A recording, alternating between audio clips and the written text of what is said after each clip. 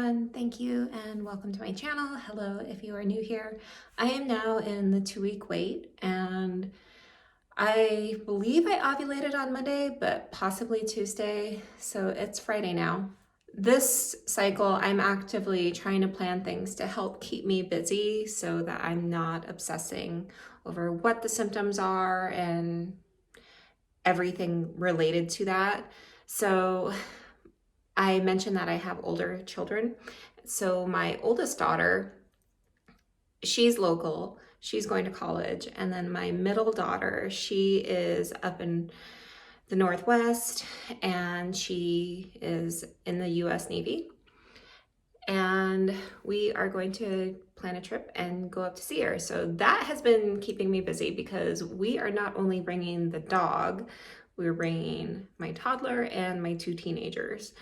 So this should be an interesting trip, and on the way there we are going to go visit my brother who is on the way and his kids. So this should be a good trip to help keep my mind busy, and I'm looking forward to the 2-week wait going through quicker simply because we're staying busy. Aside from actual symptoms or anything, I really don't know. There's days where I feel kind of crampy and there's days where I just feel like a little bloated, but there's nothing specifically that I can feel like, oh, well, that's a good sign. Or because even if I look at my Ava monitor,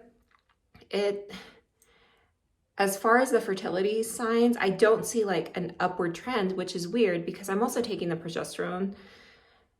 And with Tempdrop, I am starting to think that Tempdrop focuses more on their algorithm than what's actually going on in my body.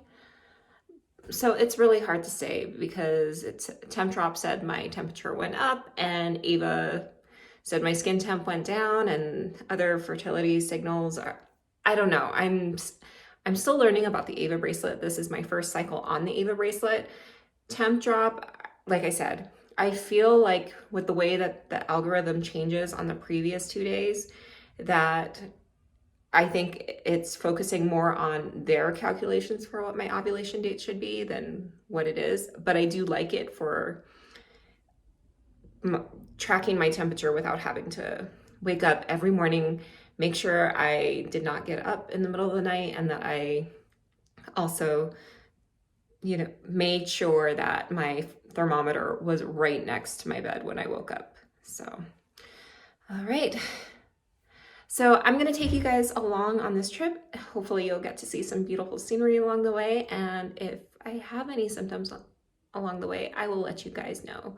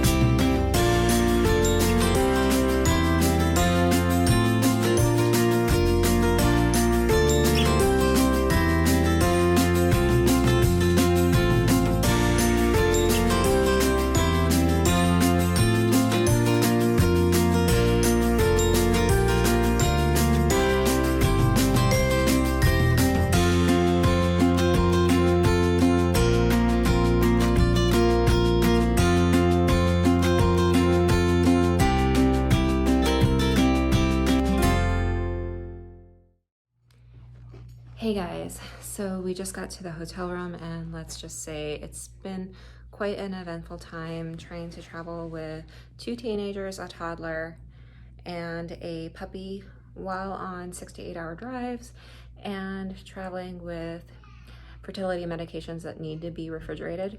So I'm going to go over what I've been doing for keeping those stable. Is I take the progesterone suppositories, put them in a Ziploc bag, which is the same Ziploc bag that they came in when I received them. And after that, I sandwiched these 2 ice packs that I saved when I received them because they came in the mail when I receive my prescriptions, put it in a sandwich bag cooler, and within that, I put it inside a grocery bag cooler that then also had 3 regular ice packs attached to it. And so I'll show you how that is, but I've managed to keep everything stable even through 6 8-hour drives, which is really nice. So fingers crossed the rest of the trip goes uneventfully and we can relax and settle down. So this is the grocery bag that I put it in. I have some other groceries in here, but as you can see, it's insulated to help keep things cold. This is the Ziploc bag that my suppositories came in, and then I put it inside this, which has a little cooler insulated package, just like my grocery bag. And then within here are all the ice packs that I've been using to help keep everything cool.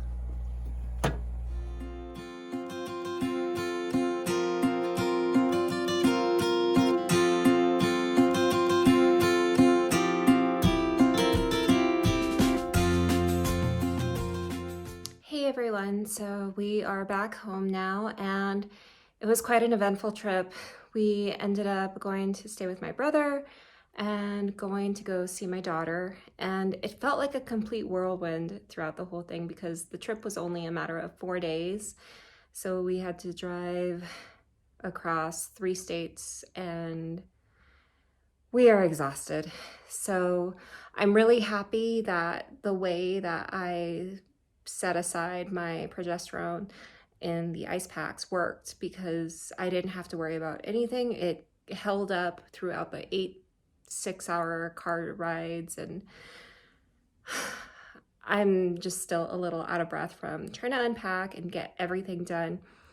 But I will say I really highly recommend taking a trip during your 2-week wait, because I swear it will absolutely shorten the agony of waiting. I didn't really think too much of it because I'm like trying to focus on navigating and whatever our next location is, or just enjoying time with family. So it was really nice. I'm glad we did it. And I am now 7 DPO. So I'm halfway through the 2-week wait, which I'm probably not going to do the whole 2-week wait because I am likely going to test out the HCG shot, because I only got 5,000 units of HCG this cycle, where last Femora cycle I received 10,000 units. So I'm still curious to see when will the HCG leave my system, and will there be a positive afterwards, or I don't know.